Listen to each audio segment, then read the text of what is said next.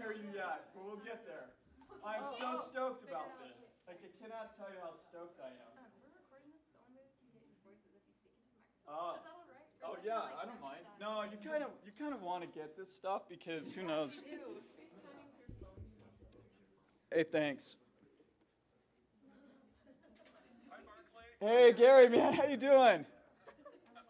It's great to see you. Yeah, I was just telling him about our crazy road trip. Oh yes, almost dying in the desert of Nevada. Yeah, we almost died in the desert of Nevada. So it's been a while since Gary and I have seen each other. So I'm telling a little bit about why I did like the first little bit, and then I wanted to kind of get your perspective. I'm going to tell a little bit of your story to line it up, what we talked about last week. So what happened was I went on a study abroad, and interesting, one of the guys who was our leader was Lanny your director when you were here? Do you remember? I think so. Lanny Bridge? Yeah, Lanny Bridge. So Lanny was our director of a study abroad to Korea and China. I mean, we were going into these crazy places. And imagine going into China in 1985. Right? Sorry, I'm such a spaz. I'm used to being recorded, but I have like a mic kind of thing. So in 1985, I was really young. I mean, I was like still shaving, barely shaving. I mean, did I shave at 19? I don't know, sure. But we went on this study abroad, and I had this development kind of experience that really changed for me a lot of things, where we were running around and we were in Korea. And Korea is a very wealthy economy now, but in 1985, Korea was not. And we were running around, and there was this little kid begging, and I reached out and I was like, I got to help do something for this kid. So I didn't speak Korean. Most everybody else did. That was the first time I'd been there. And we went, and I'm talking to people trying to get his story, and they're like, hey, like, I still remember this patronizing look on people's face, like, dude, you can't save the world. Like, what are you doing? And I'm like, I left there and I walked home from that. And I was pretty upset, and I realized, one person can do one good thing for one other person, and it'll matter, right? I don't know what happened to this kid and where this all played out, but that moment really impacted my life. And then I came back and got involved with the Kennedy Center, and we got involved in Model UN, and we were the first group. We were the first group of BYU students in the modern era to do Model UN. There were less than 10 of us. This was with like Tolis, Gary, and Bill Kelly, right, and Alex. I can't even remember his name, but I just remember Alex because this kid was like so buttoned up, and we corrupted him. It was a very bad thing, where he just like really loosened up. Like he was just like, yeah, he was never the same after that. But anyway, we go to New York, right, and we're all these like working class kids. Like I grew up painting houses, and we realized we go back there, and we were Lebanon, right? And this was before, BYU is now a juggernaut, but people didn't even know BYU in 1985 and never the Model UN, and we thought we were just going to get completely creamed, and we did all right. We held our own. And it taught us all that we could actually do something in the world. And that's where the student review got born. So with Bill and Roger, right? And then so Gary's nodding because Gary ended up becoming the editor of the Student Review, which you guys wouldn't know. Do you know the Student Review? It was on campus for, I think, 13 years. Wasn't it? Roughly, at least, wasn't it 13 years? Yes, 13 years. 13 years. So it was this off-campus newspaper, and it was considered, and ultimately, it was actually pretty harmless. I mean, we'd write about, like Brian Bertha, I remember writing about going to Nicaragua, and me writing about my parachute not opening when I jumped out of an airplane, and then we did these dolls, these paper dolls. This was the most radical thing in the Student Review, were the paper dolls of Jeff Holland and Pat Holland that you would cut out and put clothes on, and that was like super edgy, right? The Pat and Jeff dolls, right? I mean, people still remember the Pat and Jeff dolls. But so we start the Student Review. We come back. We got this house. You came to the Booth House, right? the little house that was on the front of the student review? Were you up? Did you ever go to that house, Gary? Gary, can you hear me? Yes. Yeah. Sorry, I keep looking at you like we're in the same room. So we start all these things kind of come out of that Model UN. Like the student review gets going, and I have this experience from going to Korea, and I'm like, I want to do something in development and economic development, and so we started getting the ball rolling, and the Kennedy Center was really, really supportive. There's one of the administrators his name was Jim, and I'm still struggling to remember his last name. He would have been here when you came. And so we were here, and we came up with this crazy idea of biking. So the way that the first version of this got going was we were trying to organize this bike event where we were going to bike from Eastern Europe and bike with this group out of Stanford who biked across the US and did economic development programs. And the first thing that we did an economic development program in Bolivia. So I went down to Bolivia in '87, and we ended up serendipitously, this whole club is pretty much serendipity. I ended up, as we're flying out of Bolivia, wanting to not be stuck over an airplane wing, and I go boogieing up the plane, and I jump in another empty seat, and I ended up landing like right next to this guy, Gaston Mejia, who happened to be over the whole Andean Foundation for all of South America. And I was like, yeah, we're these young punk kids, and we're trying to do something here, and we've been out on the Altiplano, and he goes, I can take care of you. I can get you guys lined up. He had lined up for us internships. Like one of the guys did an internship with the vice president of Bolivia. There was over 40 people who went through that internship program. So that was one of the first SID things, was that internship program. Brian Bertho was the one who did the vice president of Bolivia. Of course, Brian would do that. But I should be looking this way. But yes, of course, he would do that. And so lots of students went through that. And then we did this bike aid thing. And so so the way the first SID charter got written was Overseas Development Network was at Stanford and Harvard. It was two brothers from Bangladesh. The oldest brother reached out to me about 3 years ago. I hadn't talked to this guy for almost 30 years, and he reached out to me, and we've had some really lovely conversations. It's interesting, like these friendships will matter for you, like 20, 30 years from now. You think they're mattering now, but Gary and like Mark and Bill and like some of my best friends who've had such an impact on my life were because of all this craziness, right? And so Nazir Ahmad, we reach out, and so we go to Stanford, and they're like, yeah, we'll do a leg of bike aid, which they'd been going. So 4 legs went across the US, and we're like, hey, why don't we do one across Eastern Europe? We want to bring about peace and world salvation and all of this stuff. And he's like, yeah, let's do it. And so he gave us the license to basically use their name. So he said, hey, we're setting up these Overseas Development Network chapters around the country, right? So we formed the Students for International Development. At the time, it had an N, network, because of the Overseas Development Network. And as you know, it's really tricky to get charters on this campus. It's hard, because they look at you like, well, you're going to damage the reputation of BYU and the church, and are you going to do something crazy? And we always say, well, of course we'll do really crazy things, but we'll just help the reputation of your university, so don't worry about it. But anyway, so we set this charter up, and I remember how hard it was to get it through it. And I'd been involved with the student government, so I knew, I knew the dean of student life, Maren Mortensen. Do you remember Maren at all? No, but go ahead. So Maren, Tammy Quick, and Jean somebody.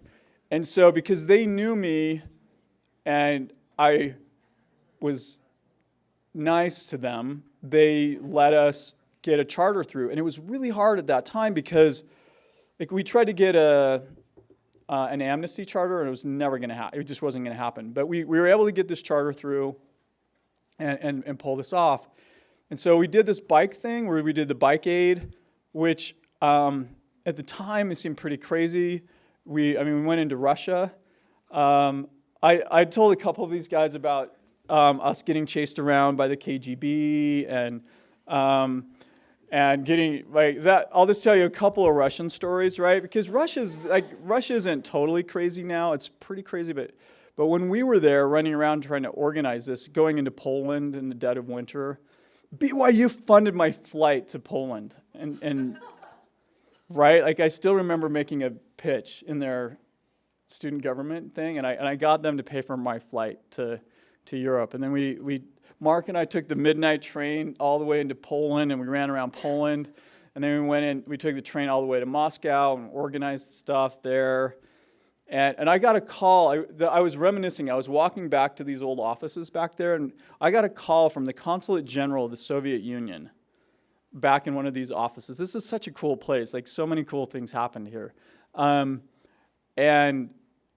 so we were trying to make it, I don't know, you're trying to do something of meaning. And so we did all of that. We were able to get the charter, get it legalized or whatever. And then we did the bike aid thing, and we ended up then with all the Stanford people. There was 100 and something people, and then we biked from Washington, D.C. to New York, and we finished at the United Nations. It was on the press. It was really crazy. Like, we had press all across Europe. We got a sponsor, which you wouldn't know about now because they don't do business in the U.S., but they did, called DHL, which was a big international carrier. We went to DHL, we talked them into a van. We talked them into press support all the way across Europe. We totaled the van the very first day. Mark Tolis was driving the van. You might remember this story, right? And we had gotten permit, anyway, there's all these weird, you guys realize that, all of a sudden you end up with all these weird connections, right? So we met this group of people who were also doing a bike thing called Four Corners, and there were groups of them biking from these corners of the world. And they were at Stanford because they'd heard about Overseas Development Network, and I met them because of one of the kids there. I ended up staying with his family in England when I was over there organizing this. I ended up going to the University of Cambridge because of that. Their daughter was going to Cambridge. So I went to Cambridge, and I thought, this is the coolest place I've ever seen in my life. I have to come here. And I didn't have any idea how it would work out. And my kids have been there. And Catherine went to preschool and kindergarten in Cambridge, and she had a very good accent. I'd come home, and hello, Daddy. Do you know what I learned in school today? It was awesome. It was this really beautiful thing. And so we go over there, and one of the leaders of Four Corners, her dad was the ambassador from Great Britain to NATO, and lived in Brussels, and was literally in the middle of negotiating. This is so weird. This is all true. I'm not lying about any of this. Was in the middle of negotiating the missile agreement with Gorbachev and Reagan. This dates this a little bit, right? And so we get to stay at their house in Brussels, Belgium. And I am coming from listening to Helmut Kohl speak in Germany. He was the chancellor of Germany. Don't ask us how all these things happened, right? Mark's picking up the van that we negotiated. So Mark is driving the van and gets hit by an ambulance doing about 100 miles an hour. It takes this big van and spun it like a top, knocked Mark out, and then the cops come and they're like, oh no, what are we gonna do with this American kid? They're like, you're good, just go. They're just scooting him along. So Mark ends up at the ambassador's house. He pulls in to these are very proper people. Ambassador Alexander pulls in, bruised, in a total van, parks it, and goes up and falls asleep in a bed, literally, that Princess Diana sleeps in when they visit Brussels, right? So I show up, my friend's knocked out, the van is totaled, and I'm like, wow, we are off to a great start. And so So the next day, we're sitting there eating on royal wear, like not, like kid you not, like and I'm in shorts and and we're eating on this royal wear stuff, and DHL calls the ambassador's house. Now imagine this, like we didn't have cell phones, right? And the guy goes, "Hey, can I speak to you?" And the Mrs. Alexander, the ambassador's wife, very proper. "Hey, DHL's on the phone, but hey, we're eating. Like, can you cut this short?" And I'm like, "Yeah, yeah." And so I go, and the guy goes, "Yeah, the van's totaled." And I'm like, "Dang." So we'd like you and Mark to come to the DHL headquarters. And I'm like, "Yep." I'm like, I don't know. I have no idea what's going to happen. Like, we're going to go there. We're going to get arrested. I mean, I don't know what's going to happen, right? We just completely demolished this guy's van.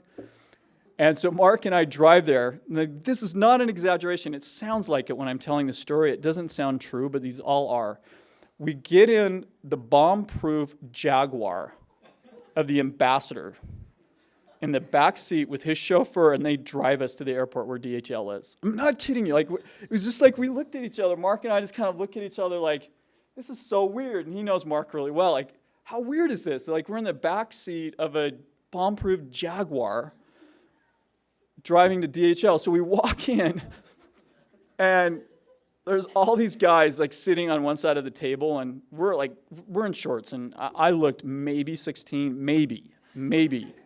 And we walk in, and they go, "The van's totaled." "Yeah. We worked really hard to get you that van." I'm like, "I really know that." So the deal is, we can get you another van, but it's going to have a blue stripe on it. We're like, "That's okay. Like, it really is okay if it does." So we get this van and to launch Bike Age Europe, and that van, we put thousands of miles on this van, right? We called it the Beast, and at some point I'm going to track down a photo of this thing. Mark has all of them. I should have done it. I should have came prepared with that. But we'd sleep in the back of this thing. We'd haul our bikes in this thing. And we drove it all the way from Belgium to Poland, and we biked through Poland. Now, you have to remember, this is 1987. In 1987, and I have the photo of us. So we biked through Poland. It was a really, is this too much detail? No. Okay. So I'm like, anyway, so we biked through Poland, and what was so remarkable about this is like what we felt is like we had a front row seat on history, right? So we'd already been in the Soviet Union. We'd been the KGB. I gotta just tell you about it. Okay, so the KGB, right? So well, first the Russian mafia, and then an informant for the KGB, and then the KGB, right? So we go there, and we don't realize we're being played. Like, as soon as you show up in the Soviet Union at the time, like, they're following you. They bug your room. They bug your phones, right? They're following you. You have to go, you get checked into your hotel, you get checked out of your, like, they're following you. And we started ditching these people, right? And we were just like out, and we were out and about, and two really cool things happened. One night we're walking out on the street, and there were 3 kids. 2 of them were clearly American. I'm like, "Mark, they're Americans." We go buzzing over, we grab them. Their dad was one of the first professors to have been able to go over and teach at Moscow State University, which is their Harvard of that. And we're sitting there, we're eating at Moscow State University with this professor, with the grandson of Stalin's foreign minister, whose last name was Molotov, I think. Molotov cocktail, right? Like, we're just like looking at each other like, is this like real? Like, this is crazy. Like, this is so crazy. And the next day, 60 Minutes was doing a piece on this professor. So we got invited to Moscow State University, and we were on 60 Minutes. And I met Diane Sawyer, and she was like, again, in 1987, it just seemed impossible to be in the Soviet Union. And so we meet Diane Sawyer. People like later were like, "Yeah, we saw the back of you on 60 Minutes." And then we would just meet these really interesting people. And one of them we later heard was an informant for the KGB, meant to track us around. And he would, and so he took us to some stuff, and we kind of, over time we shook him, and then we ended up with somebody we shouldn't have. And then I won't go into that attack, but we got to this like crazy things. And then we fly to Leningrad at the time, and then we were at St. Petersburg, and we meet these two college-age people, these two girls, right? And they decided to just like give us the tour of Leningrad at St. Petersburg. So they take us around. This was one of the coolest experiences I've ever had. They take us to their home, and we brought a T-shirt, an old Student Review T-shirt. We gave to them. Like I think we gave it to the grandfather who fought in the Great Patriotic War. So we show up at this house, and these guys have never seen Americans, right? And the grandfather is dressed out in his military gear.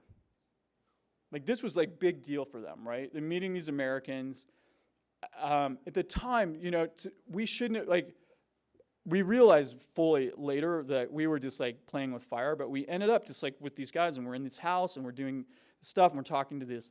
In the back of the TV is playing about a movie on the Russians' attack on the Germans, the Nazis. Like, right? It was so weird seeing all of this from another perspective. And we were giving these gifts, they're giving us gifts. And so the next day we want to say goodbye to our friends Luda and Tanya, right? And so we have a sense, we'd already been chased, been kind of followed and had informants and stuff like that chasing us around. But we go, and this was quintessential. Like this is like out of a movie. We go and Mark Tolis, who's the mildest guy I know really, he gets in a push fight with somebody trying to get into a restaurant so we could say goodbye to these friends of ours, and they wouldn't let us come in. So we end up having to go to a subway station. We're sitting in the subway station, and these girls, they just get really nervous, and they're like, right, like subtly, and we look, and I'm not kidding you, this guy was KGB classic. Like he looked like, I don't want to say Putin, but like he looked, he looked like he was in a trench coat made out of leather to his knees. He was stalking us. So imagine like the fear of these girls, and nobody even knows we're in Leningrad. Like even BYU doesn't know this at the time, right? And Ray Hillam on the back of that wall, I was just telling these guys, he was the director then. He was messing around with me a little bit, but and I'm just validating you, Ray's point. He goes, so I'm back in there with the associate director named Jim, and then with Ray, right before I'm going to Russia, and he goes, "You're really naive, Barclay," and I'm like, I got really fired up. I jump up and I'm like, "No, you're naive, Dr. Hillam." I'm like, really? Like, what are you thinking? And the guy who was sitting next to the associate director, I think about lost it. He's like, "I can't believe you did that." And, Hillam, I can just tell out of the back of his, he's got this big smile, like, I'm just having fun with this kid, right? And so we go over there, and we really did get chased by the KGB. And so we're sitting there, and this guy is like coming at us, and the girls are like, "Okay, we got to ditch." And so we came up with this plan, and we had to like sneak out of and separate, go out, and then like wander around and meet at some checkpoint. It was really weird. And the night I left, I got on the train by myself.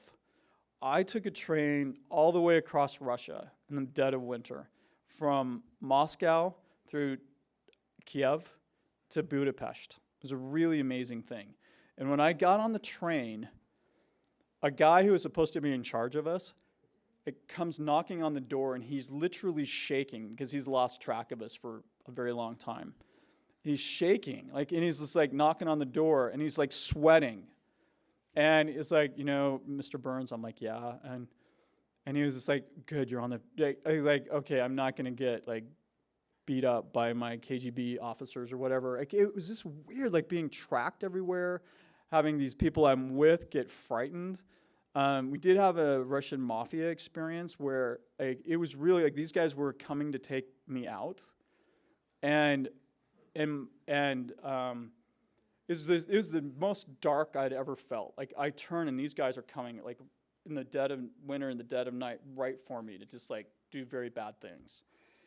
And Mark sees this, and somehow, it was literally, like, these guys are coming right at us. And this was a pretty wild time, right? And I don't know what it was, but it's the one time I really feel like some angels just, like, literally stopped these guys in their tracks. And they looked at each other, and I don't know what they were looking behind us, and they were like, "No, we're out of here." And they turned around and left us. And I don't know. I mean, it was pretty serious. It was one of those moments when I'm like, "Yeah, you were in real danger here." And I didn't register danger very well at that point in my life, and I just realized that was a dangerous moment, right? And so we did this thing, and that's probably a little more detailed than you wanted, but and this whole bike aid thing happens. And then what it does for me, and then I'm going to bring Gary in on the story. So it led to my first job I was still a student, but at BYU, I ended up working in an international development firm. And because I knew Europe, one of my friends says, "You need to meet my Uncle Sam." So I meet him, and I get sent, what happens is when you do these kinds of things, you learn how to get around. You learn how to talk to people. You learn how to open up doors, right? We could open up any doors as a student. When we were planning this, I went and I sat in the ambassadors to the UN from Poland. I got pulled in and got privileges there. Like, I was astounded at what we were able to do with this little bike aid thing, who we got to meet. We had press everywhere we went. We got to eat and dine in the United Nations in Austria. We got to dine in the United Nations in Paris. I mean, I still have the photo of us eating duck looking out over the Eiffel Tower. Like, it was so crazy, this little student organization that we'd put together. We were able to get into all these cool places. And the friends we made, the people that we made, we are still friends with two of the women we met in Poland. And they biked as long as they could. I'm going to tell you one more story, almost to you, Gary,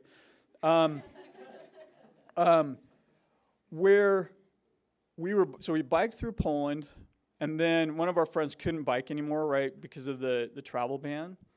And then we biked through what the time was Czechoslovakia. And this is one of these really amazing moments where you're watching history. So we met some other bikers biking through Czechoslovakia. It was really hot. They take us to their house for some kind of Kool-Aid thing, which was very welcomed. And I remember having this conversation and saying, well, what do you wish for? And he said two things. I want to travel whenever I want to or wherever I wish to and read whatever I wish to. This is 1987, right? Like, I'm your age. And this is the story, right? They can't travel. They can't read what they want. So they bike us all the way up to the border between Czechoslovakia and Austria. And there is a no man's land of a few hundred yards. Do you know what these no man, right? And they will kill you if you are caught out they have guns and they will shoot you dead. And so I don't think this was a very common thing. I mean, whether we were the first or not, I couldn't say. But I know it was pretty crazy that we got to take this van across these borders. And that was how we were able to get all these permissions. And so when we biked across that border, these guards looked astonished. Like, they could not believe that we got the permission to bike across that no man's land. And so we have this great photo. It sits in my office at the University of Utah of us biking across no man's land, right, that Mark took on the other side.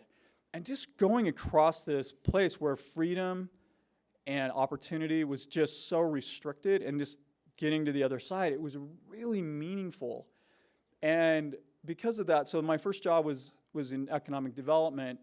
I ended up going to Berlin right as all the wall stuff was happening. And I was in Eastern Berlin on Good Friday, the day they threw open the Brandenburg Gate. And it was such an amazing experience, right? And what's so, I look back on that, and I was probably the only person I remember who just kind of sat back and watched it. Everybody else was they were flowing through the gate. There were thousands of people kind of flowing through it. And I just sat back on this little fence, and I watched this whole thing. And I'm like, wow, that's so crazy. And to see that in the span of just over 2 years, this little dream that we had that there was something going to happen in Eastern Europe and Russia is just crazy that it did, right? And that BYU gave us the platform to go and play in this space, that Hillam and gave us that. I still think back on that as pretty remarkable. I mean, Holland knew about it a little bit. I'm sure he was pretty worried about it, but he was young and he was pretty radical. I shouldn't tell you this, but I heard him swear once, and it was awesome. It was like one of the best moments of my life, right? He swore in our student government class, and everybody looked and well, I don't know if I should tell the story, but it was awesome, right? And so, but these guys would just let us do really cool stuff, and that we got to play in this world stage in a little way and see history. And I'll just tell you one last. I know I'll have more than this story, but I'll tell you another story, and let's see, more will come. But as I'm just remembering these things, kind of where Russell M. Nelson was here speaking at BYU, and we'd been into Russia, and he was speaking, and afterwards I ran up to him and said, "Hey, we just got back from Russia, and we had these really cool experiences, and I had this impression that the Mormon Tabernacle Choir was going to play in Russia, and all these cool things were going to happen." So I'm giving him some information or something, and he was like, "Wow, that's really remarkable." He goes, "Just so you know that I'm in charge of Eastern Europe. I've been going there. We're trying to do this stuff." He's like, "Send me a letter, write me." So I did. I wrote him this letter. I put in pictures. I got a letter back from Russell M. Nelson within the week. Boom, just like that. Saying, "Hey, you're doing really cool stuff. It's important to build bridges of friendship." He uses the word bridges of friendship with these countries and that. So I don't know what y'all are doing, right? But whatever you're doing, whatever has happened with SID is way, way epically larger than what I had at all anything to do with and what I was doing when we were here trying to make this up a little bit as we went along. Is that these things matter in really weird ways. And those thank yous that you wrote, are pretty profound for me, really. And these things play out. And all of my friends that I've started companies with, learning.com, it's a company I started that works with millions of kids, at-risk kids. People that I started that with, I met here through Model UN and doing these kind of crazy things.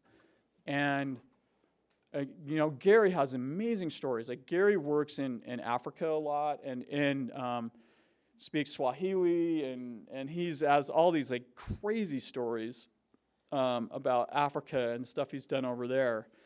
And so I'm going to just set you up and let you go at it for a minute, Gary. Okay, Barclay. Sorry, I kept going there, but you're fine. So this is Gary and I. Well, again, we were friends at BYU. So I'm going to tell your story, and I just want to see if I got it. It's kind of. So Gary, he was the editor of Student Review, and then I did not know this, but he got then invited to be the opinion page editor for the Daily Universe. All right? So That's right. So he writes this. This is how SID, the next version of SID gets kicked off. He writes this opinion piece that BYU should be doing something like the Peace Corps, something like that. And he'll tell you the story in more detail. But it then kicks this off, and then all these people, then, did you have a meeting in this room too? Was it this room? We had lots of meetings, actually, but the first big meeting was in the Mazer building. Oh, that's right, the Mazer building, all right. The Kennedy Center now, I guess? Or? Yeah, we're right in the Kennedy Center. So the very first SIDN meeting was in this room. That was weird. Yes, it was. I'm still freaking out that I'm standing here 30 years later. And so then Gary. Yeah. We're going to rotate. Yeah, so you can see all the crowd here, Gary. So Gary, go for it. Yeah. Oh, that's great. That really. Yeah. So I'm going to let you kind of tell a story what you did, and then lead it to Ellen Burton, and then I'm going to bring other a few. I found out some more stories with other people. It's just funny that as you kind of start opening this, you start realizing who was involved with this stuff over time. Go for it, Gary Burgess. Okay, well, Yay. thanks. I just get this call. I'm on my laptop on my sofa at home, and suddenly I'm with you guys. It's great to see all of you and to. Oh, did I screw that? Hello? Oh, there you are. Are we reconnected? Okay. Yeah. But Barclay, it's great to hear your stories. You know, I went to Warsaw with Mark in 2001 and heard a lot of Bike Aid stories, so it's great to hear them once again. But let me just maybe say a few words about the founding of SID. So yes, as Barclay was saying, I was the editor of the Student Review, and then I was asked to work for the Daily Universe, and there I wrote the editorial, What About a Summer, BYU Peace Corps, and that provoked such interest that we had this meeting in the Mazer building where there were about 100 people or so who showed up, and that really got the ball rolling. And the Kennedy Center, I must say, was very helpful and supportive and gave us some funding to go to a conference, the same network that Barclay mentioned, founded by those two brothers at Stanford and Harvard. So we got in a van and went to California, UC Davis, and spent a week, almost a week, talking about international development. So basically we were able to, through the Student Review and the Daily Universe, create this campus conversation about international development.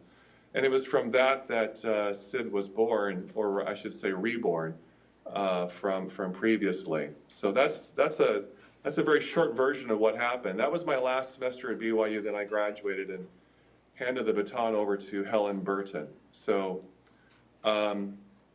and it was from Burton and that next semester of SID folks that started the Hunger Banquet and so on. So I came back to BYU in the 1990s as an adjunct professor and was happy to see SID institutionalized and the Hunger Banquet going full steam, and with people like Dave Schuler as the faculty advisor. So by the time I came back to teach some classes in international development, for example, in African studies, in the mid-90s, things were going very well for SID. So maybe I'll just stop there, Barclay, unless you want me to say more. A little more. Would you mind just saying a little bit about your experience in Africa, just a bit? Because I was telling a little bit about the stories of what the crazy things we were doing here.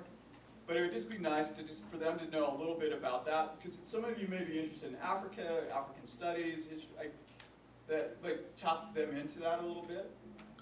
Sure. Well, there was a BYU professor in Cairo who opened his home up to a couple of volunteer interns, myself and this other guy, and we went over there in the summer of '88, and I taught English in a village in the Nile Delta called Basaisa for the summer, and it was 120-degree heat, and stayed with the villagers 24/7 and ate what they ate, and slept on their couch and so forth, and that sparked my interest in international development. So when I came back to BYU afterwards, I was a changed person and wanted to somehow focus on a part of the world where I could somehow incorporate research in history, which is my field of research, along with international development, voluntary work. So, and that's after that trip was when Barclay and I went on our epic road trip across the desert of Nevada and almost died. So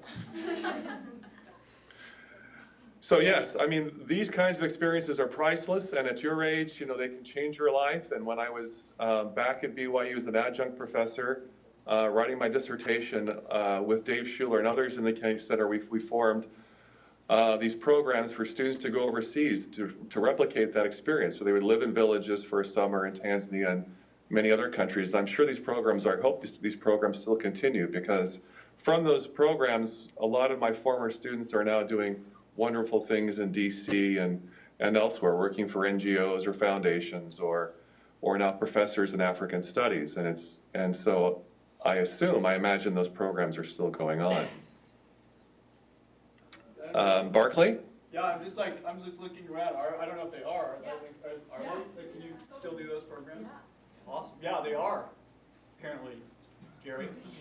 Great. So, I really think that at the time, this is the spring of 1990 when SID was founded, we just the conversation that was started just was fantastic, and ever since the conversation has continued as well as the activism. And it speaks very well to the BYU students that they are so interested in these things, because by no means is that kind of interest in international development everywhere in every campus in America. I've taught since the 2 other places, and it's just not the same. So I'm trying to give you guys a compliment here. So.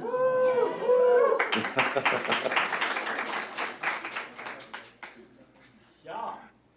Okay, Barclay, anything else? I think it's good. You guys have any questions? Yeah. So yeah, thank you for doing that. It's just it's fun that I'm glad you picked up your phone when I sent you that text, Gary. I was like, we got these guys to. It's important that you see like some of the continuity of this. I think part of, for me, Gary, what's really cool. Like I was so stoked that Gary kind of picked up the baton. I remember having a conversation right afterwards and going, I just remember feeling so grateful that happened. I was so grateful that the hunger banquet got going. Yeah, you always hope. The trick now, this thing is just like a machine, and like Gary said, it's institutionalized. But it kind of, I think it takes a lot. Like I think there was a time like in the 90s when I was talking to another professor who's over at the Merit School, and he said when he came in the 90s, he was doing stuff with SID, and then he launched the Micro Foundation Club, which we don't know like what charter is the original charter of '87 still the thing floating around? Like we don't know. Like I don't know. Gary, I don't know. We couldn't remember if that which charter was like floating around.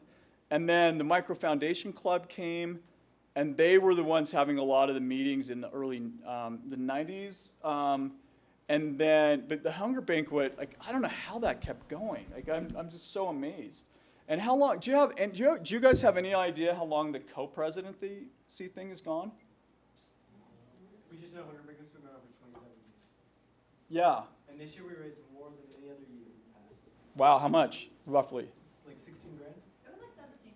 17. 17 grand. That's so awesome. And then like the hunger banquet. And so co-presidents, do you have any idea how long you've had co-presidents? Does anybody have any sense of that? Like, Probably at least like 10 years, I think. that feels about right because I don't. so, yeah. Gary didn't. I certainly didn't. Gary So there was didn't. just one president when it got started. Yeah. Yeah, you just needed somebody like on the charter, like to stupid enough to do it, right? Like, Gary had him. Helen came in as president, right, Gary, or whatever. Yeah, in the fall of 1990. So Helen comes in. She starts the thing that's the most enduring is the hunger banquet. Helen, I don't know how to reach her. I've been like trying to figure out where Helen Burton is, which we'll try to do. It'd be fun for her to sometime like at least link in here, right?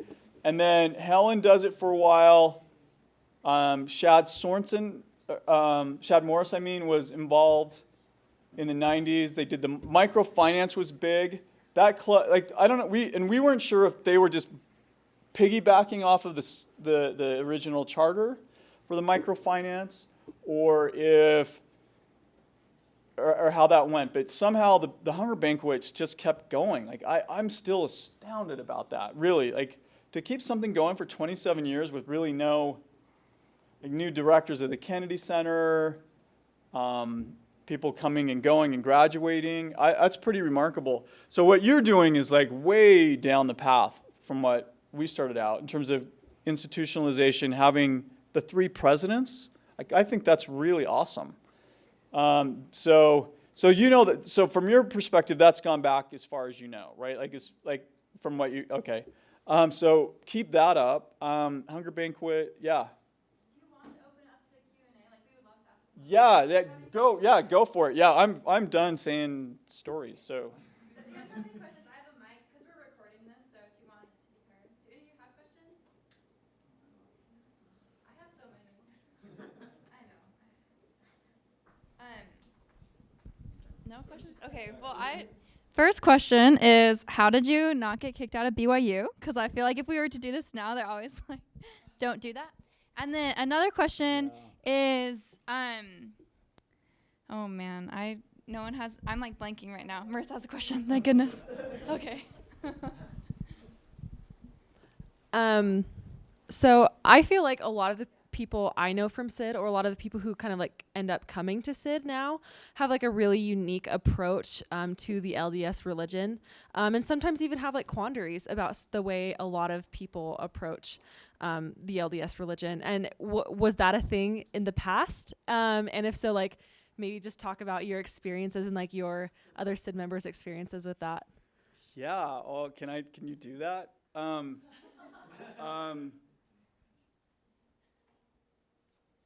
So Gary's probably pondering this too, like how to think about this. Here's part of it. Again, so we were here in the 80s, and Holland was here.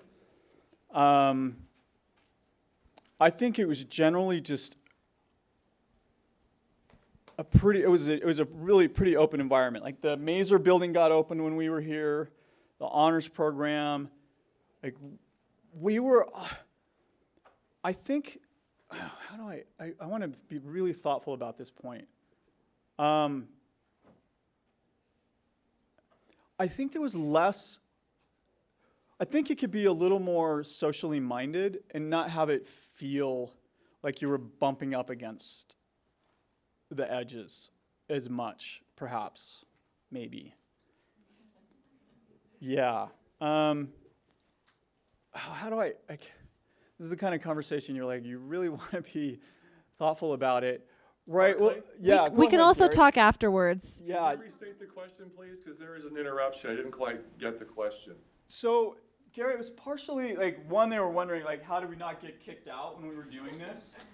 Like, I mean, we had such latitude. I mean, to do I think they're asking, why did you not get kicked out? Yeah. Doing paper dolls of Pat and Jeff Holland and not getting kicked out. Well, I'll tell you a couple of things. Here's how I think about this. One of the ways that the first charter, that first charter got through was I had the relationships with like the three main people, and they trusted me. I had their academic class, and I'd worked with them, and so they knew who I was a bit, and they trusted me, and they were. It was at a time they were kind of amused by it, right? Like Hillam was amused by the youthfulness of it all, right? And I don't know if people would be still amused today. Like, if your president would be amused by youthfulness in the same way that we were able to be. So I think one of the ways that I think this is a really good way of thinking about it, and even thinking about navigating the LDS church, so to speak, is that if people, because of the way I practice lots of things these days, I am able to do certain things that people are kind of amazed that my bishop is like kind of okay with, in terms of how I interact in the world, which I'm nothing dodgy, but is because they know me and they trust me, and I just kind of show up and do good things enough where they're like, okay, like he's showing up and doing good things in the world, and we kind of have this underlying trust. So I think if people kind of get your underlying motive, that you're not trying to burn the place down, but you're trying to do good things, that you kind of get a little more flexibility and maybe pushing out on the boundary conditions. Because I clearly live out like on the edge of the boundary of this, and somehow it kind of still works. And I think that it's the relationships that you have with people. Like, I don't know how you did this, Gary, but I imagine you had a lot of relationships, right? I mean, we had really great relationships with all these people, and they somehow just let us do these things, and they trusted us and that we would do it. So I think it's that you have trust, that if people really discern you mean well, I think you can push the boundary conditions a little bit more, if that makes sense.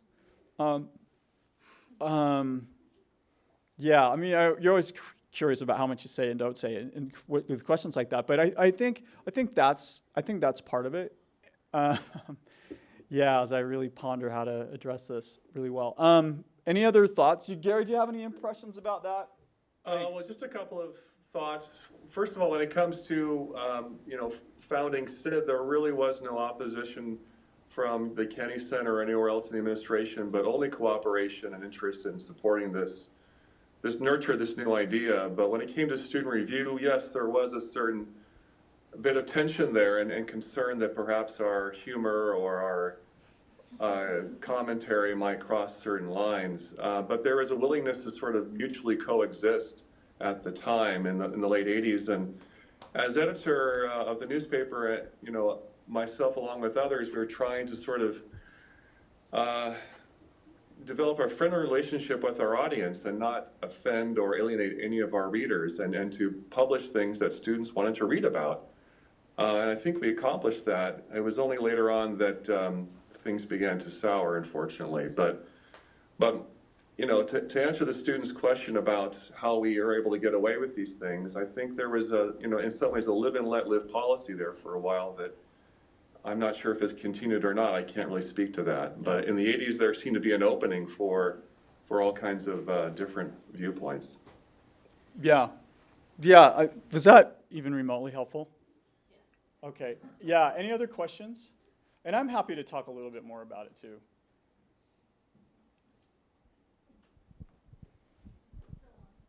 I don't know. Is it? Okay. So could you talk a little bit more? I know you've had like a lot of cool experiences in development and professionally, like since BYU. Could you talk a little bit more about kind of like the kind of just like cool things that you've done and the experiences you've had in development since then? Yeah, we could hear from you and Gary. Yeah, Gary. So both of us talk about. Why don't you go tell some of the stories you've had in development, and I'll tell some of mine.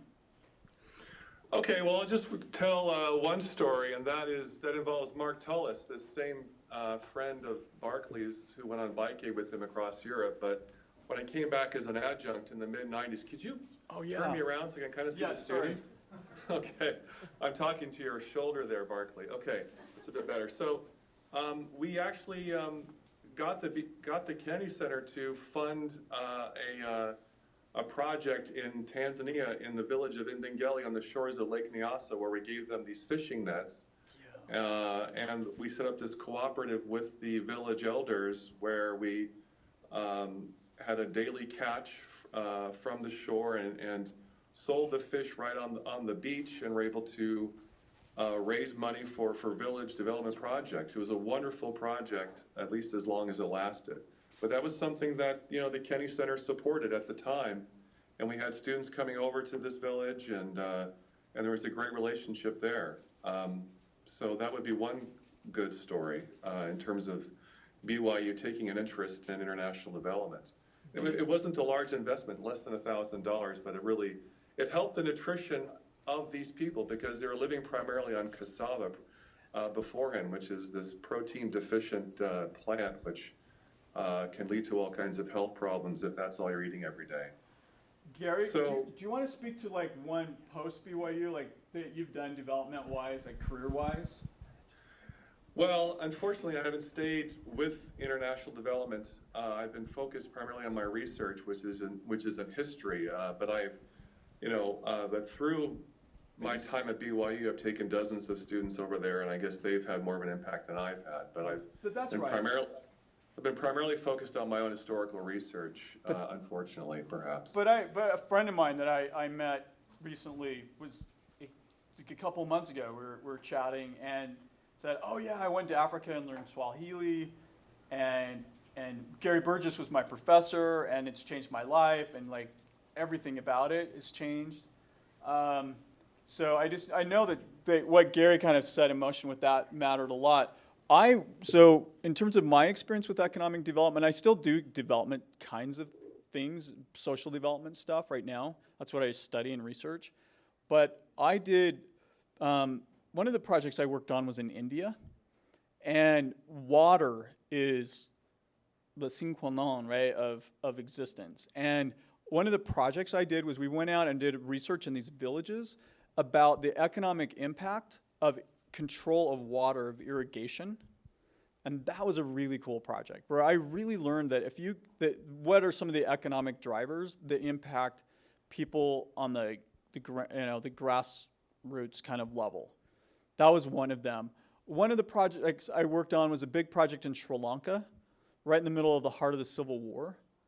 That was crazy, being there in the middle of the Civil War. I mean, we worked on this big project called the Mahaweli, where we were trying to help them figure out how to market their goods from the fields, the trees of Sri Lanka into Europe. So I would take leaders and business leaders into Europe, and because of the whole bike aid thing, that was why I got the job in the first place. I would take them over, and we would take them into marketplaces. And I mean, we were there.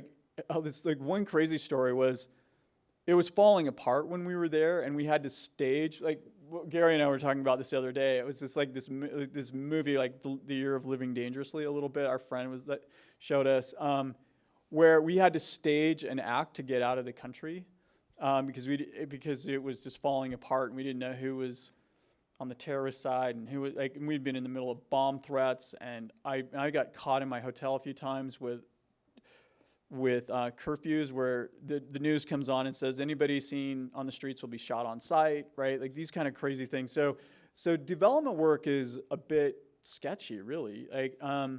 Pakistan, one of my favorite life experiences was looking and doing research on microfinance up in the middle of Pakistan, up in the Hunza region.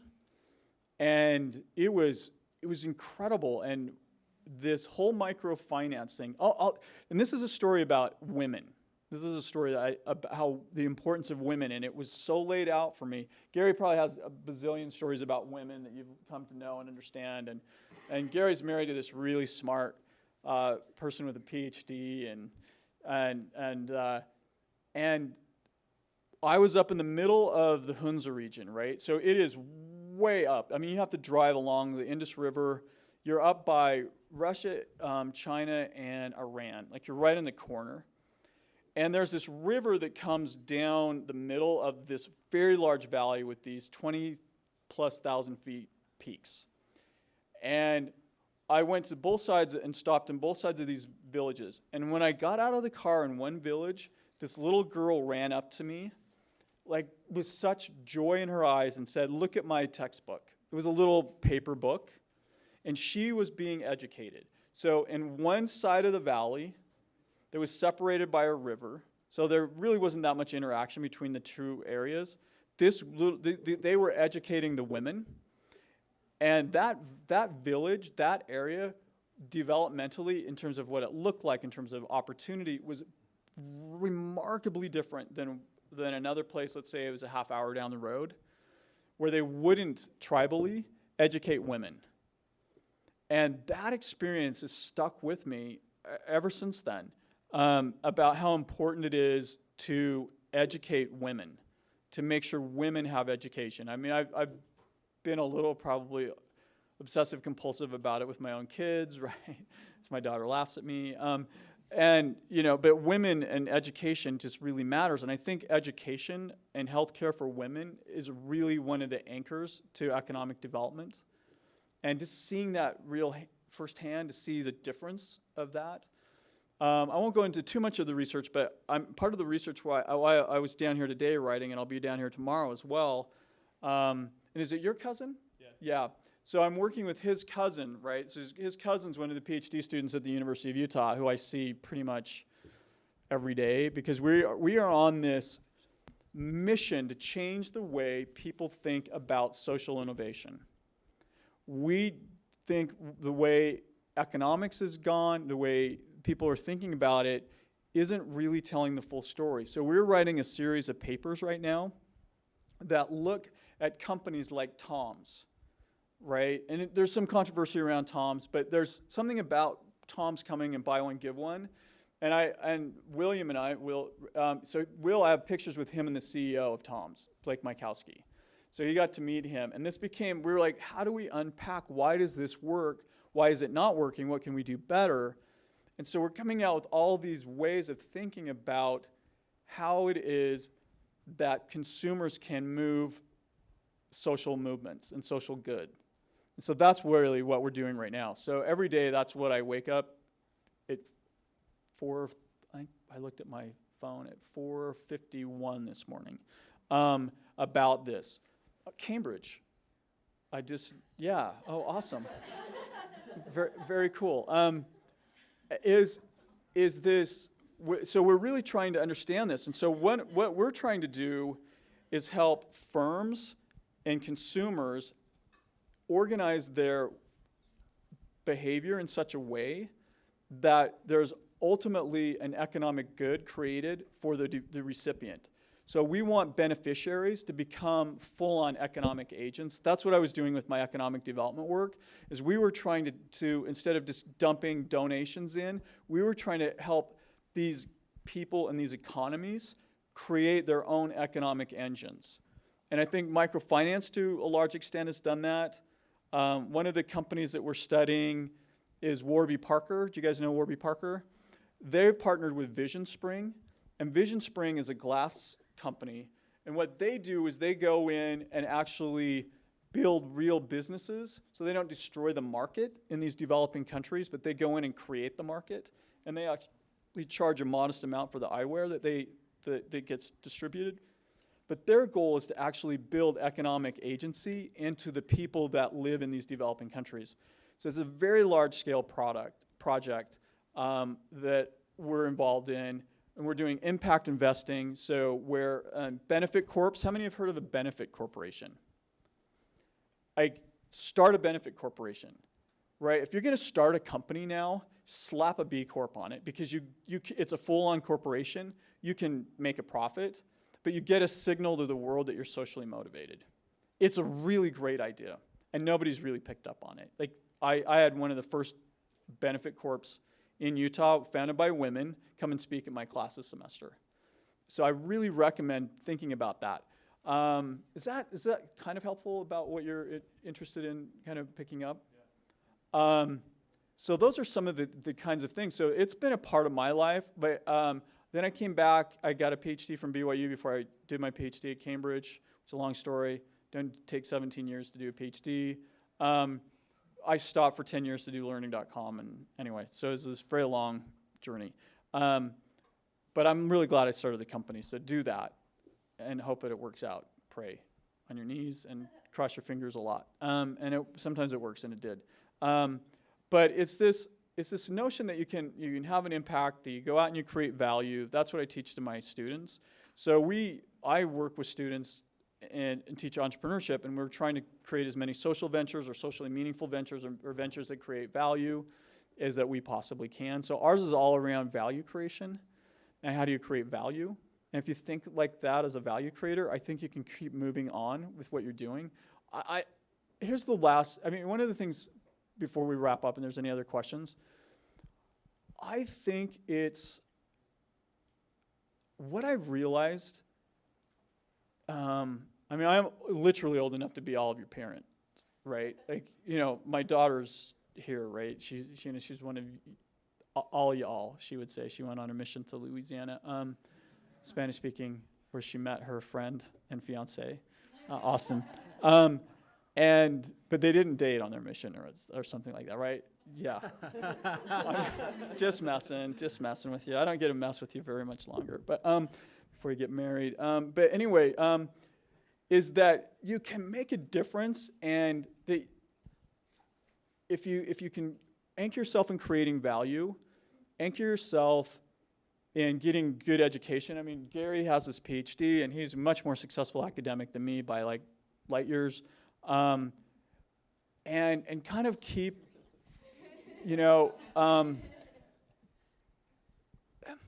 never stop trying to solve problems and never stop trying to create something.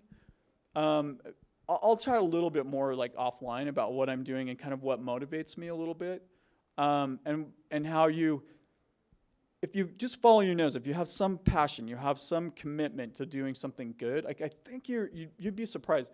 In 30 years from now, crazy, I'll be old enough to be your kids' grandparents, or maybe even great-grandparent. How crazy is that? I might have, in 30 years from now, I'll have grandkids. I might have great grand. That's freaky. Okay, that's just weird, right?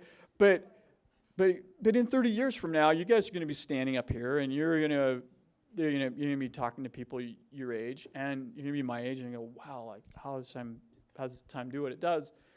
And who knows what kind of cool things you're going to create. I expect some amazing things are getting created by your peers, like Gary's peers, like and Gary and the kids that came out of when he did this thing, I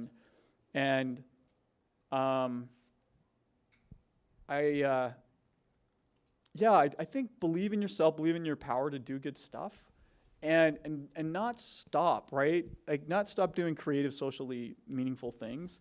You're gonna wrestle with your life. You're gonna wrestle with particularly if you're a more liberally, socially minded person. You're gonna wrestle in interesting ways,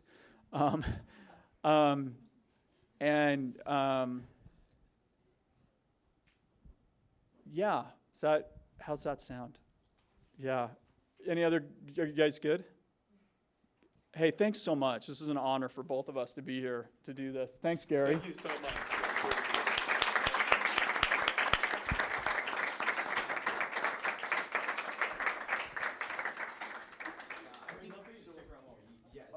Yeah. Yeah, so we're just gonna let you guys, you can go grab food. If you have more questions, Should we let you go, Gary? please Okay. come up Thanks, and talk man. and everything. Thank you, Gary. I don't know how to do it. Yep, there we go. Awesome. I'm so glad that he was able to do